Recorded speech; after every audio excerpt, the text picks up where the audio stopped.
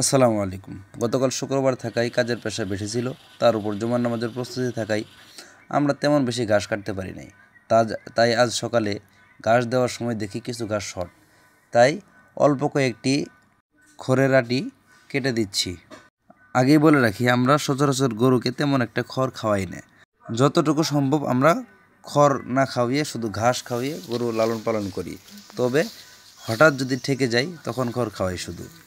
আমরা এই মেশিন দিয়ে শুধু খড় কাটি, কারণ এটা দিয়ে খড় কাটলে খড়টা এক সাইজের হয়, খড়টা কাটা ভালো হয়।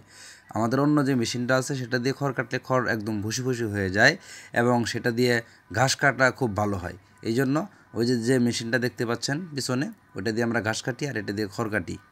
তো বন্ধুগণ, যাই হোক, আজকে খড় দিচ্ছি। খড় দেওয়ার সময় আমরা সচরাচর খড়ের সাথে দানাদার মিশিয়ে দিই, যদি খড় দিতেই হয়, কারণ খড়ের তেমন একটা কিছু নেই, এই জন্য দানাদার মিশিয়ে দিই। কিন্তু আজকে দানাদার আগেই খেয়ে ফেলছে, এই জন্য শুধু পানি মিশিয়ে দিচ্ছি, যাতে করে উপকার না হলেও তেমন কোনো ক্ষতি না হয়, শুধু গরুর পেটটা ভরা থাকে। আর বন্ধুগণ, গরুর পেট ভরাটাই হচ্ছে মূল বিষয়।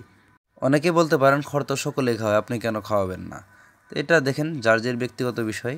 আমি খড়কে মনে করি অতিরিক্ত একটা এক্সট্রা খরচ, কারণ হচ্ছে খড়ের অনেক দাম, যার কারণে আমার যেটুকু আবাদের খড় থাকে আমি ওই খড়টুকুই গরুকে খাওয়াই, অন্য খড় আমি কিনি না। সচরাচর ঘাস খাওয়াই বেশি। আসসালামু আলাইকুম।